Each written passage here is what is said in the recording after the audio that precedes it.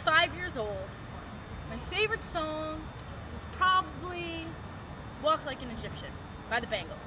You might think, really? Walk Like an Egyptian by the Bangles?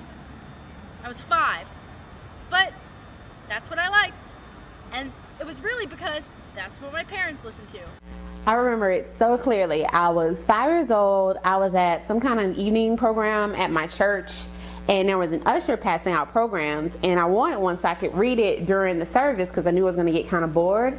And he told me that I couldn't have one because he said I couldn't read.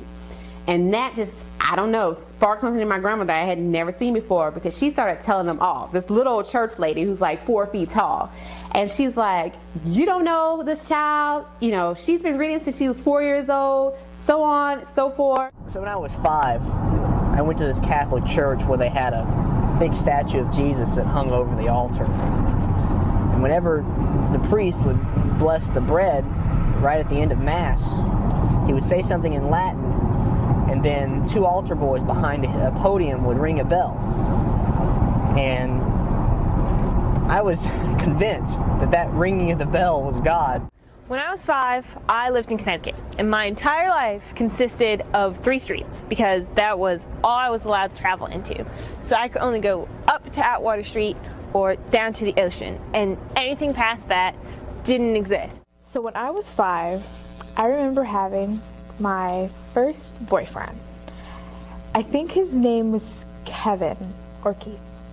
And we were in kindergarten. And some of the things we used to do was we'd be in lunch, and if I had leftovers, I'd give him something, or if he had some extra food, I'd give him some of my extra food.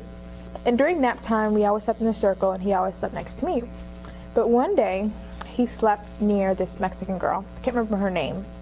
And her hair was a little bit longer than mine at the time too. And he slept next to her, and I got really, really jealous.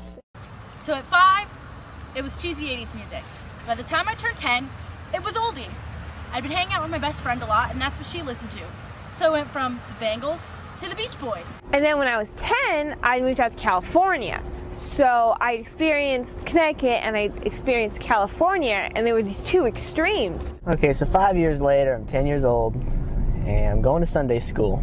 And I've just been convinced, somewhere between 5 and 10, that what I previously thought about Jesus talking to me in church wasn't exactly right. I had a Sunday school teacher that was very adamant about certain lessons she was teaching, and she was talking about certain miracles that were committed by Jesus back in the day, and one of them was him walking on water.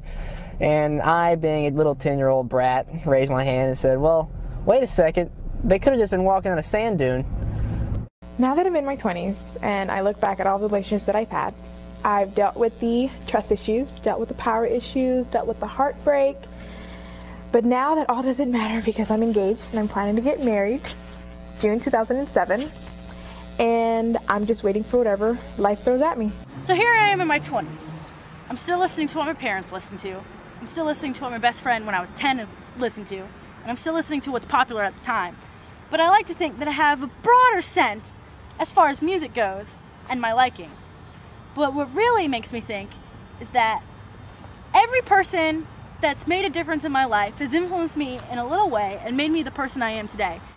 Looking back, now that I'm in my 20s, and I think about all the experiences that I've had and all the roads that have led me to this eventual point where I'm about to graduate from college, it's really, really, really amazing to think about all the people who supported me and who've helped me to get to this point. Now I'm in my 20s, and after going to Europe, I can compare the United States to a whole different place, or I can compare the United States just to other parts of the United States. So as I keep growing and becoming older, I'm only seeing more and learning more because I can compare all my different life experiences in all the places I've been. So now I'm almost 20. And I look back at all these little events in my life, and I realize that they can only be viewed in the context of the times that they happened. I mean, when I was 10 years old, I didn't know I was being a jerk by saying that in Sunday school class. When I was 5, I didn't know I was being an idiot. But when you look back at those, it's nostalgic, and it's cool to think, I did that. I was pretty cool back then.